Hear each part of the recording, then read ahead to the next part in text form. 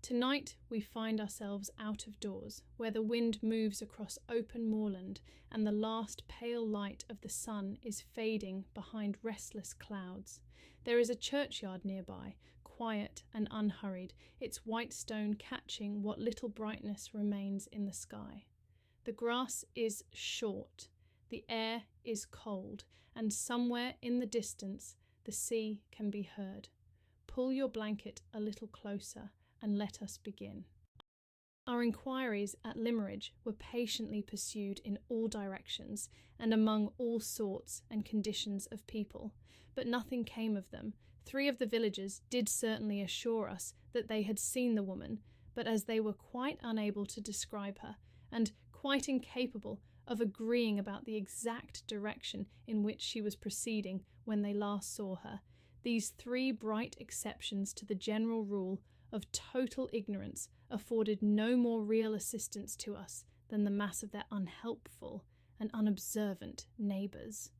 The course of our useless investigations brought us, in time, to the end of the village at which the schools established by Mrs. Fairley were situated. As we passed the side of the building appropriated to the use of the boys, I suggested the propriety of making a last inquiry of the schoolmaster, whom we might presume to be, in virtue of his office, the most intelligent man in the place. "I am afraid the schoolmaster must have been occupied with his scholars," said Miss Halcombe, just at the time when the woman passed through the village and returned again. "However, we can but try." We entered the playground enclosure and walked by the schoolroom window to get round to the door, which was situated at the back of the building. I stopped for a moment at the window and looked in.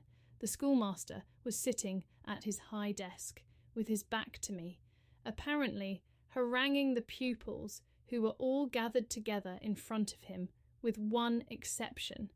The one exception was a sturdy, white-headed boy, standing apart from all the rest on a stool in a corner, a forlorn little Crusoe, isolated in his own desert island of solitary penal disgrace.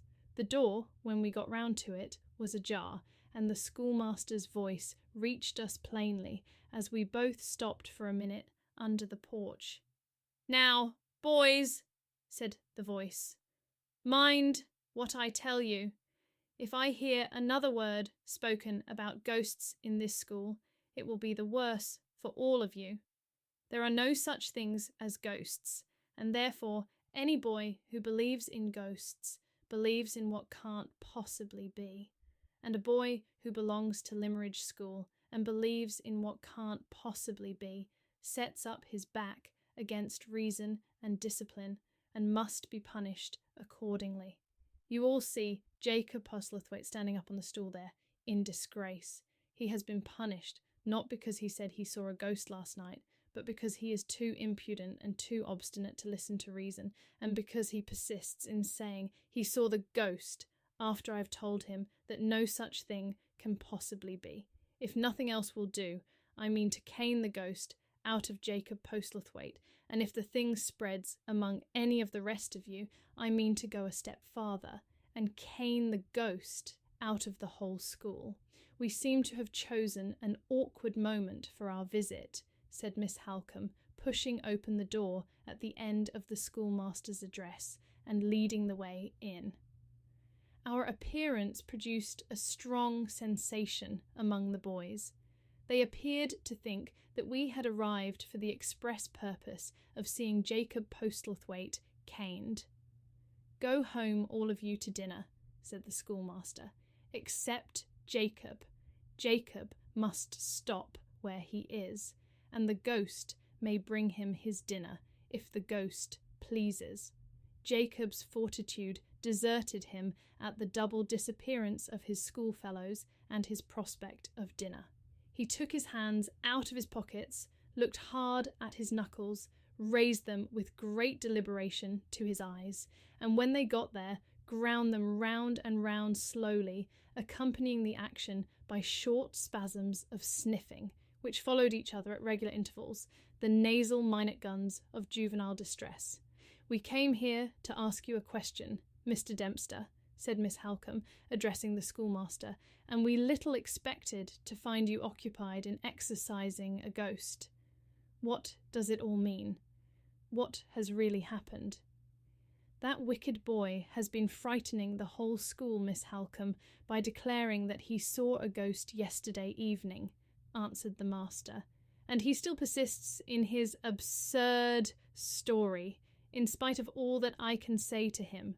"Most extraordinary," said Miss Halcombe. "I should not have thought it possible that any of the boys had imagination enough to see a ghost. This is a new accession, indeed, to the hard labour of forming the youthful mind at Limmeridge, and I heartily wish you well through it, Mr. Dempster. In the meantime, let me explain why you see me here, and what it is I want." She then put the same question to the schoolmaster which we had asked already of almost everyone else in the village. It was met by the same discouraging answer. Mr. Dempster had not set eyes on the stranger of whom we were in search. "We may as well return to the house, Mr. Hartright," said Miss Halcombe. "The information we want is evidently not to be found." She had bowed to Mr. Dempster and was about to leave the schoolroom when the forlorn position of Jacob Postlethwaite, piteously sniffing on the stool of penitence, attracted her attention as she passed him, and made her stop good-humouredly to speak a word to the little prisoner before she opened the door. "You foolish boy," she said, "why don't you beg Mr. Dempster's pardon and hold your tongue about the ghost?" "Eh, but I saw de ghaist," persisted Jacob Postlethwaite, with a stare of terror and a burst of tears. "Stuff and nonsense! You saw nothing of the kind. Ghost, indeed! What ghost?" "I beg your pardon, Miss Halcombe," interposed the schoolmaster a little uneasily, "but I think you had better not question the boy. The obstinate folly of his story is beyond all belief, and you might lead him into ignorantly—" "Ignorantly what?" inquired Miss Halcombe sharply. "Ignorantly shocking your feelings," said Mr. Dempster, looking very much discomposed. "Upon my word, Mr. Dempster, you pay my feelings a great compliment in thinking them weak enough to be shocked by such an urchin as that." She turned with an air of satirical defiance to little Jacob and began to question him directly. "Come," she said, "I mean to know all about this. You naughty boy, when did you see the ghost?" "Yesterin, at the gloaming," replied Jacob. "Oh, you saw it yesterday evening, in the twilight.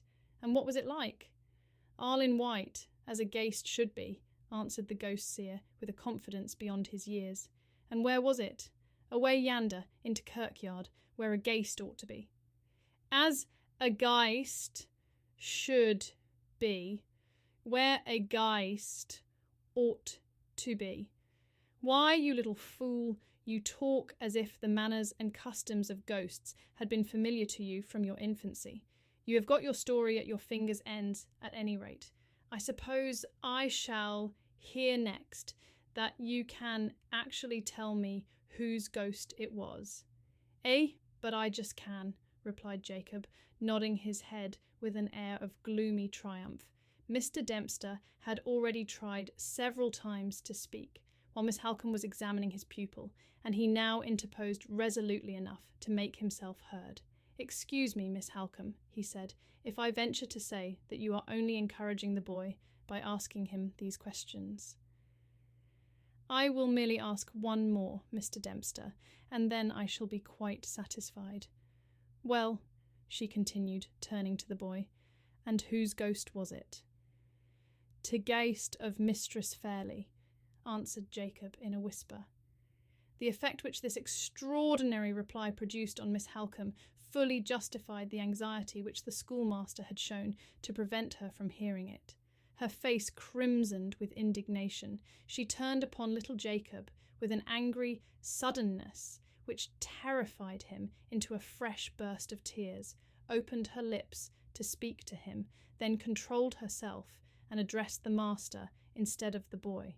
"It is useless," she said, "to hold such a child as that responsible for what he says. I have little doubt that the idea has been put into his head by others. If there are people in this village, Mr. Dempster, who have forgotten the respect and gratitude due from every soul in it to my mother's memory, I will find them out, and if I have any influence with Mr. Fairley, they shall suffer for it. The matter begins and ends with the boy's own perversity and folly. He saw, or thought he saw, a woman in white yesterday evening as he was passing the churchyard, and the figure, real or fancied, was standing by the marble cross, which he and everyone else in Limmeridge knows to be the monument over Mrs. Fairley's grave. These two circumstances are surely sufficient to have suggested to the boy himself the answer which has so naturally shocked you.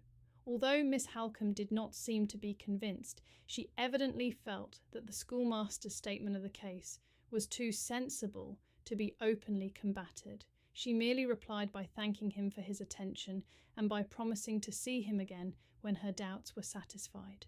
This said, she bowed and led the way out of the schoolroom. Throughout the whole of this strange scene, I had stood apart, listening attentively and drawing my own conclusions. As soon as we were alone again, Miss Halcombe asked me if I had formed any opinion on what I had heard.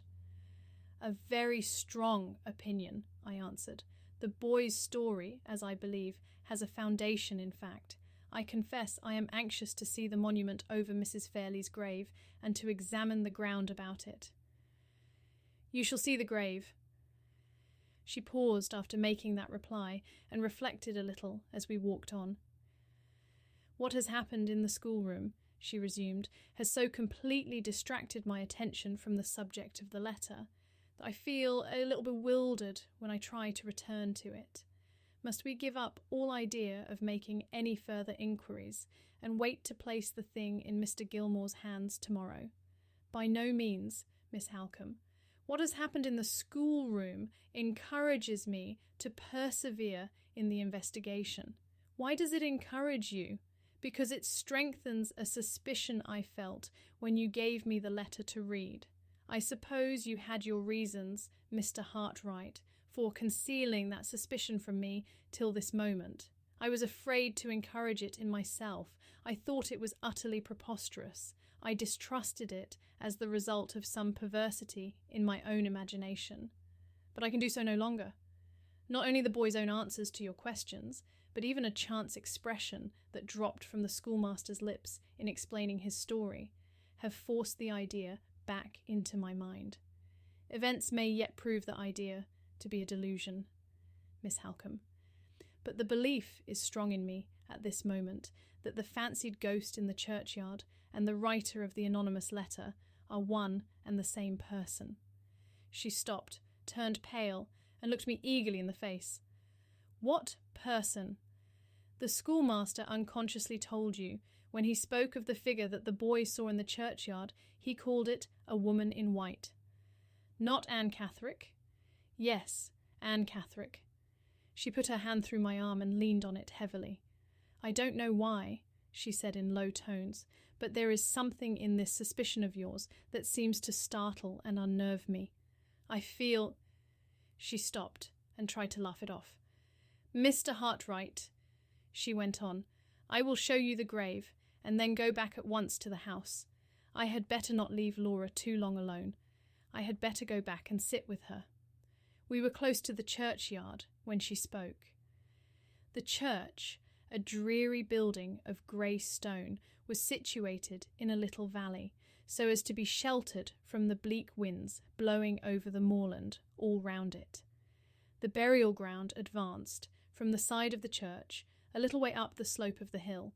It was surrounded by a rough, low stone wall, and was bare and open to the sky, except at one extremity, where a brook trickled down the stony hillside, and a clump of dwarf trees threw their narrow shadows over the short, meagre grass.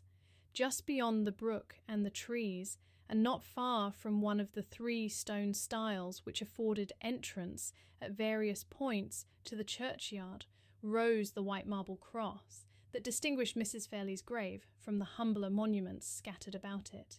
I need go no farther with you, said Miss Halcombe, pointing to the grave. You will let me know if you find anything to confirm the idea you have just mentioned to me. Let us meet again at the house." She left me. I descended at once to the churchyard and crossed the stile which led directly to Mrs. Fairley's grave. The grass about it was too short, and the ground too hard, to show any marks of footsteps. Disappointed thus far, I next looked attentively at the cross and at the square block of marble below it, on which the inscription was cut.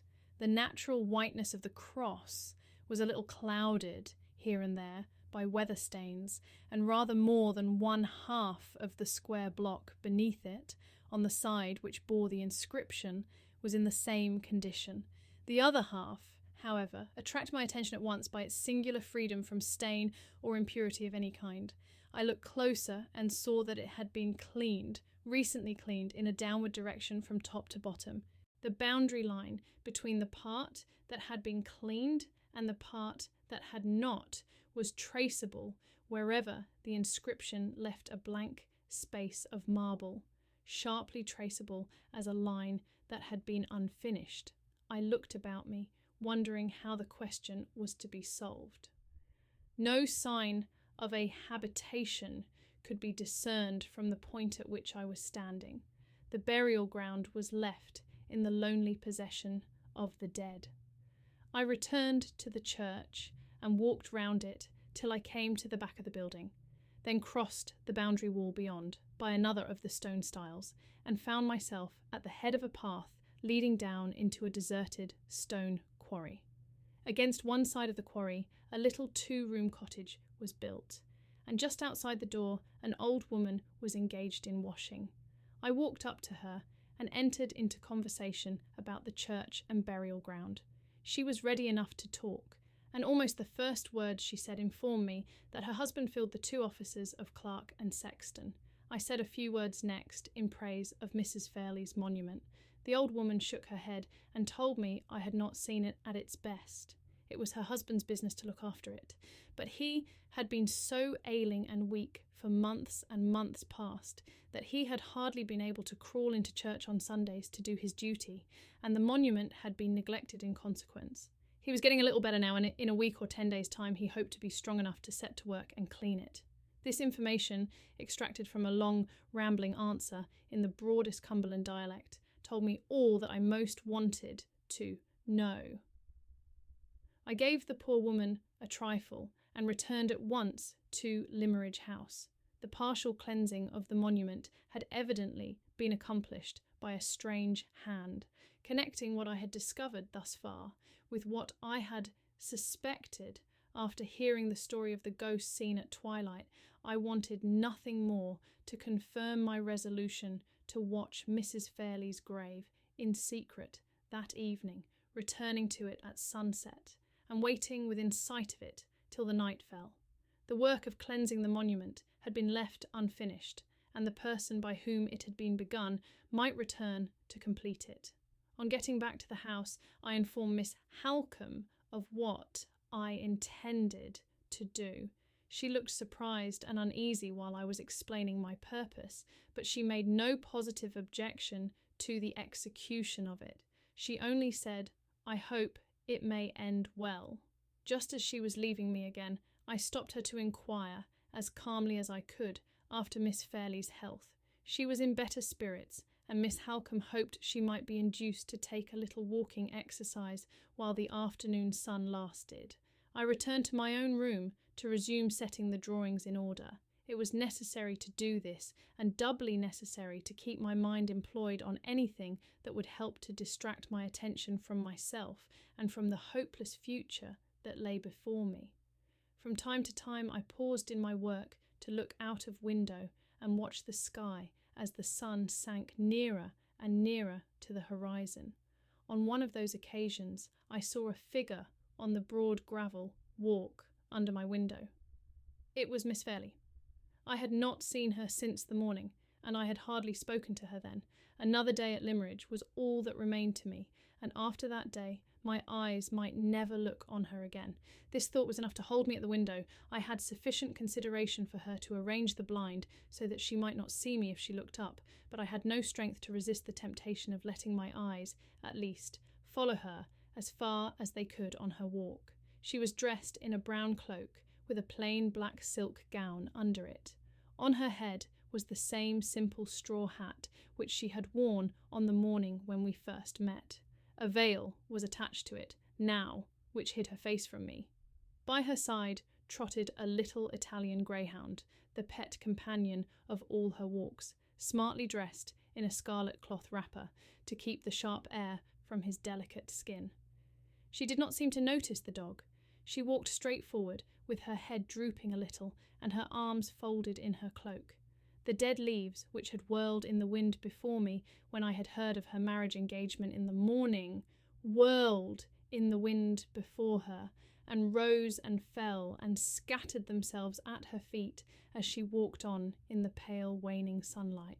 The dog shivered and trembled and pressed against her dress impatiently for notice and encouragement, but she never heeded him. She walked on, farther and farther away from me, with the dead leaves whirling about her on the path, walked on, till my aching eyes could see her no more, and I was left alone again with my own heavy heart.